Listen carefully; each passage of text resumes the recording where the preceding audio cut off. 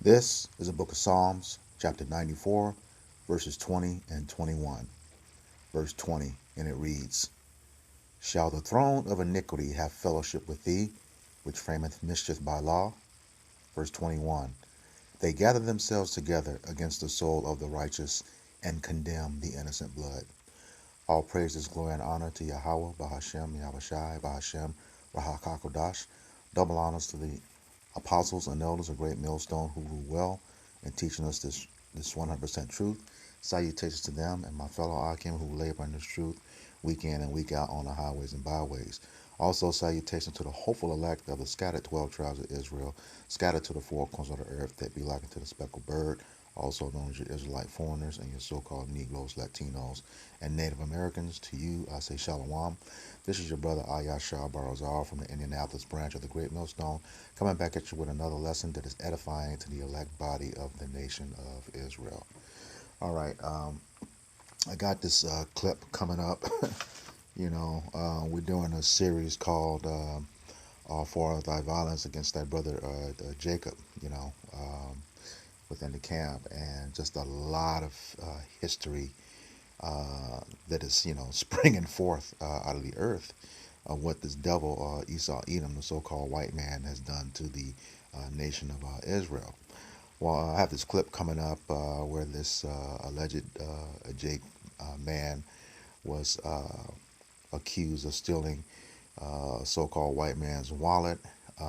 They went after him. They actually had him, but he escaped. And since they couldn't get him, they went in and took his sister and murdered her instead. So go ahead and play the clip and get into some scriptures. All right. The lynching of Bali Crutchfield. Trigger warning. Viewer discretion is strongly advised. On March 15, 1901, a white mob in Rome, Tennessee, lynched a black woman named Bali Crutchfield. Miss Crutchfield was not accused of any crime. She was targeted simply because the mob had earlier that night failed in its attempt to lynch her brother. A week earlier, a white man in Rome had reportedly lost a wallet containing $120 as word spread that a young black boy had found the wallet and given it to a young black man named William Crutchfield. White residents accused William of stealing the wallet. During this era, the deep racial hostility that permeated Southern society burdened black people with a presumption of guilt that often served to focus suspicion on black communities who were accused of crimes that may or may not have been committed. Though there was no evidence supporting the claim that William Crutchfield had stolen the wallet, he was promptly arrested and taken to the local jail. That night, a white mob stormed the jail and abducted Mr. Crutchfield from police custody, but as they prepared to lynch him, he escaped. The lynch mob searched but failed to find Mr. Crutchfield. Determined to take out their vengeance on someone, they instead seized his sister, Bali Crutchfield, from her home. Though she was not even alleged to be in any way involved with the lost wallet, the mob took Miss Crutchfield, whose first name was also reported as Sally, to a bridge a short distance from the town, tied her hands behind her back, shot her in the head, and threw her body into the creek below. Lynching was a tool of racial terror used to maintain white supremacy and dominance by instilling fear in the entire black community. This brutal violence was often unpredictable and arbitrary. As was the case for Miss Crutchfield, it was extremely common during this era for a lynch mob's focus to expand beyond a specific person accused of an offense. Lynch mobs frequently targeted members of a suspect's family, neighbors, or any and all black people unfortunate enough to be in the mob's path. Countless black people were victims of racial terror lynchings not because they were accused of any crime, but simply because they were black and present when the lynch mob could not locate its intended victim. Miss Crutchfield's body was recovered from the creek the morning after she was killed, and the coroner's jury quickly concluded that she had met her death at the hands of parties unknown. No one was held accountable for her lynching. Miss Crutchfield is one of at least 237 black people lynched in Tennessee between 1877 and 1950, and one of more than 6,500 victims of racial terror lynching documented between 1865 and 1950. The lynching of... All right. There you have it.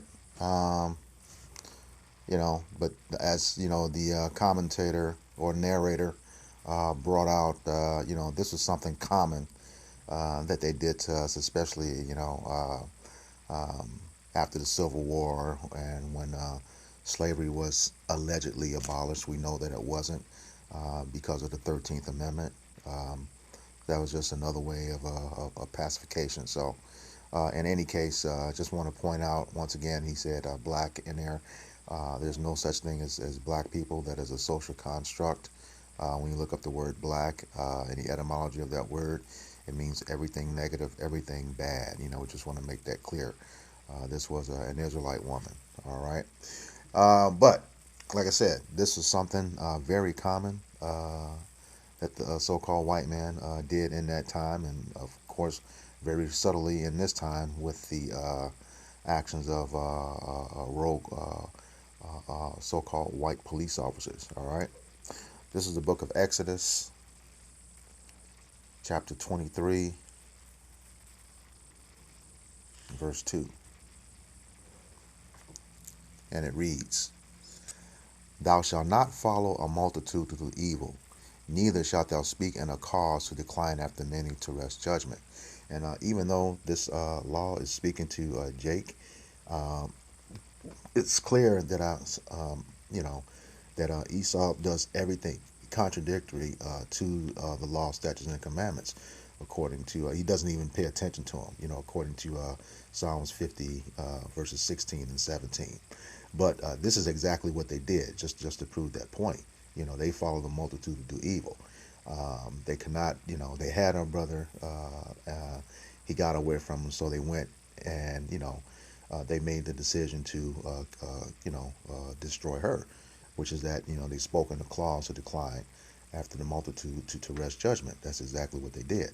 And if you listen to the commentators, there was no evidence that the man stole a wallet, and she had nothing to do with it. Her brother had absolutely nothing to do with it. But that's what they said. And, here again, that just proves that, Esau Edom is a liar. He speaks nothing but lies. This is the book of Psalms 58 and 3.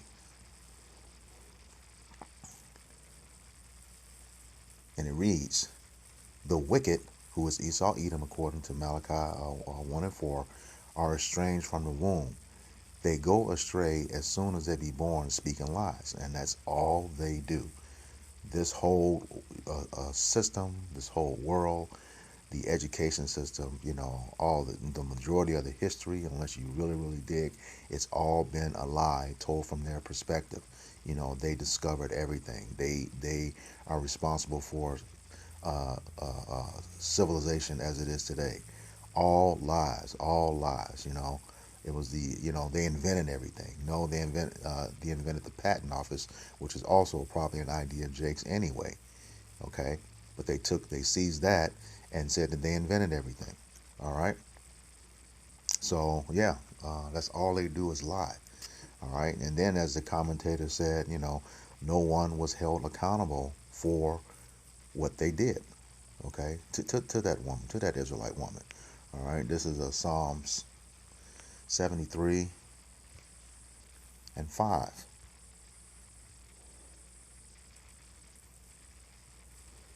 All right. And it reads, They are not in trouble as other men, neither are they plagued like other men. So yeah, it's their law, it's their system. The earth has been given into their hands, according to Job 9:24, and they don't get in trouble like other people.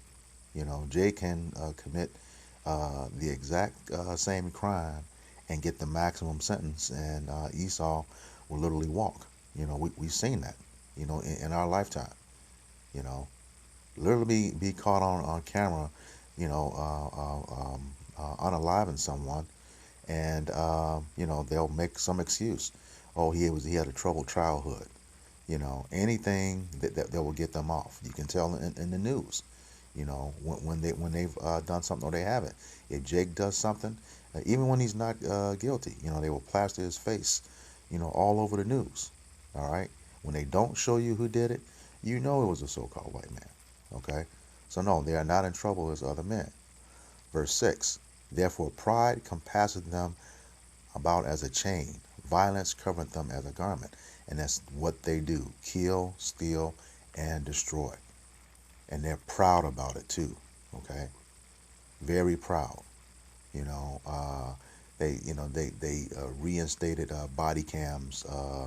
I want to say about a decade ago. But if you know the history, there are books like Without Sanctuary that show them standing there smiling, along with the hanging and mutilated Israelite body. You know, which they don't care about those cameras. They won't, they won't have to pay for anything. They won't be in trouble for anything. All right, but that's okay. Yahweh Bashem Yahweh Shai has his eyes on everything, and like it says in the scriptures, he will not at all acquit the wicked. They will not be acquitted for what they've done, but he's reserving them for judgment. Like it says in Job 21 and 30, the wicked are reserved unto the day of destruction. They shall be brought forth in the day of wrath. Okay, roughly paraphrasing. That's in Job 21 and 30. All right. This is Proverbs chapter 6 and beginning at verse 16.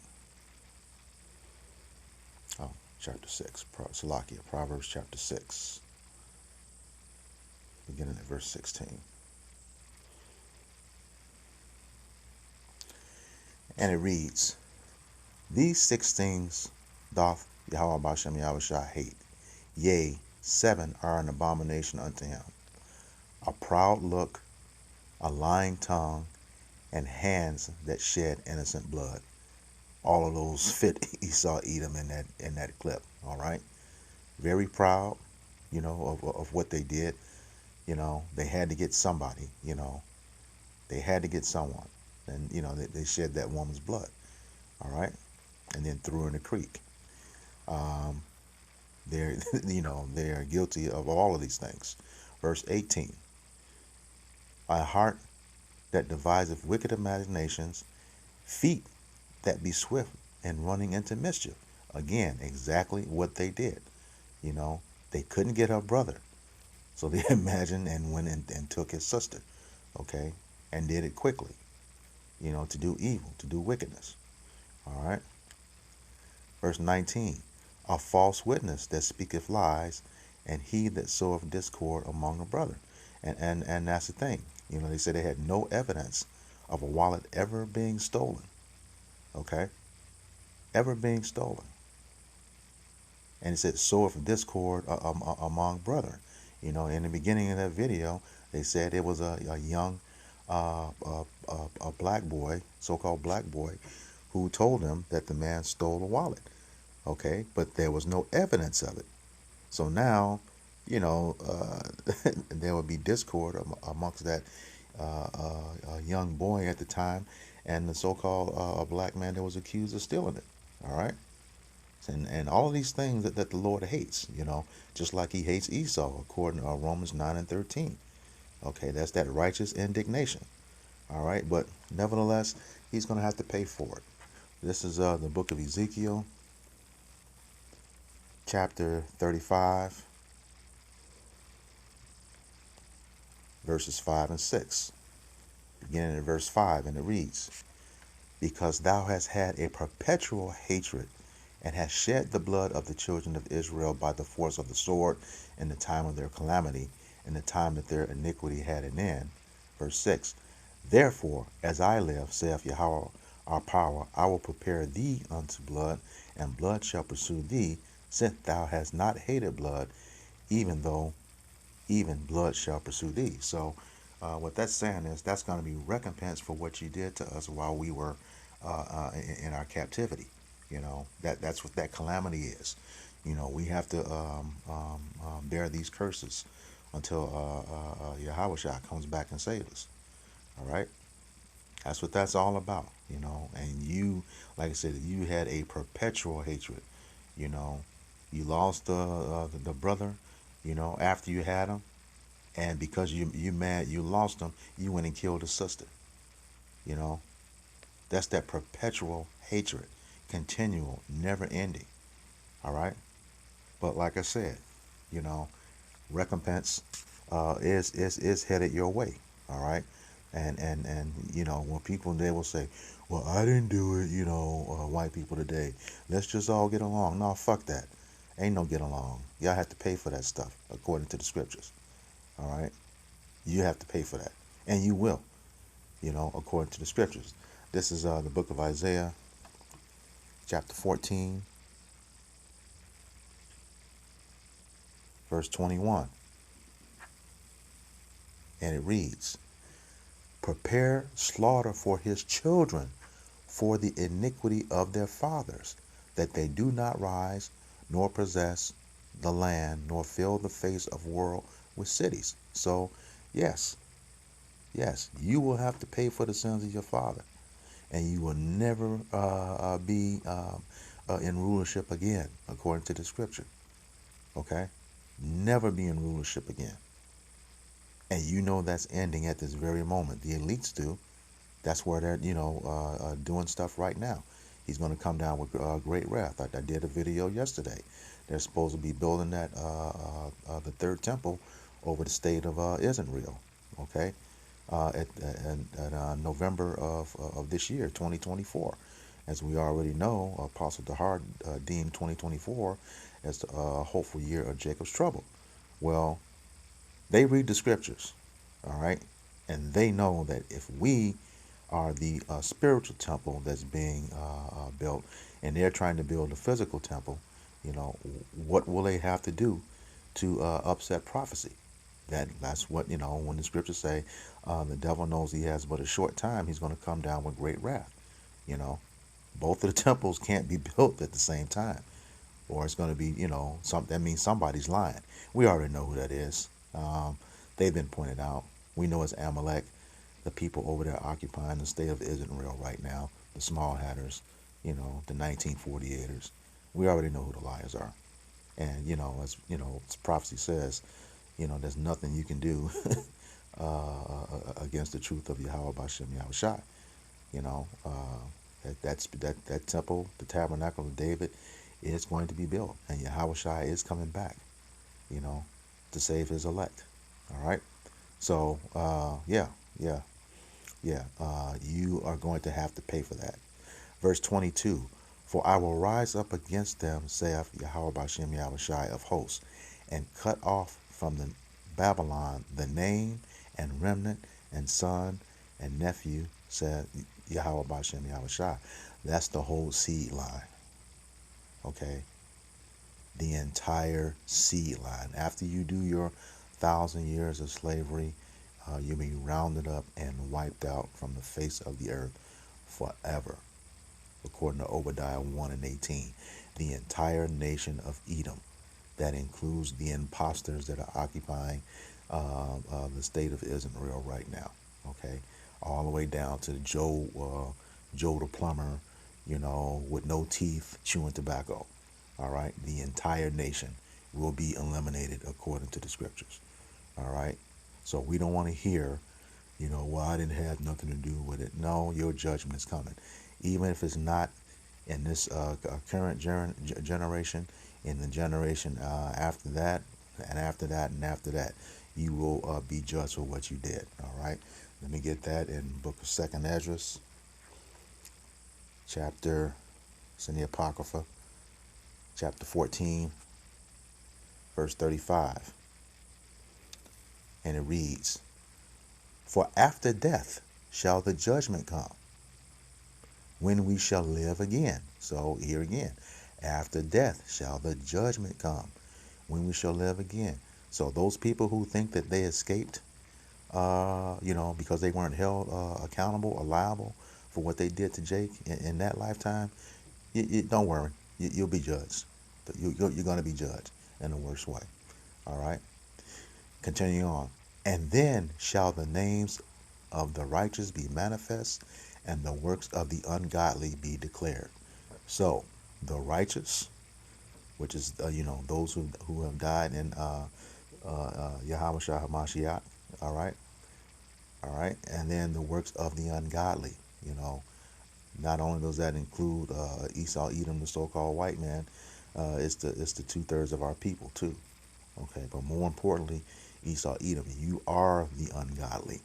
because those of the 2/3, when they come back, under the new covenant, they will be in their right minds, all right? But you don't have a chance. You're going to be blotted out from under heaven forever, beginning with Amalek. And that's according to Deuteronomy 25, verses 17 through 19, Numbers 24 and 20, Obadiah 1 and 18. All right? So, with that, I hope this lesson was edifying for the elect body of the nation of Israel. Once again, I'm going to give all praises, glory, and honor to Yahweh, Bahashem, Yahweh Shai, Bahashem, Rahakakodash. Double honors to the apostles and elders of Great Millstone who rule well and teaching us this 100% truth. Salutations to them and my fellow Akim who labor in this truth week in and week out on the highways and byways. Also, salutations to the hopeful elect of the scattered 12 tribes of Israel, scattered to the four corners of the earth that be like unto the speckled bird, also known as your Israelite foreigners and your so-called Negroes, Latinos, and Native Americans. To you, I say Shalom, Kwam Yasharallah.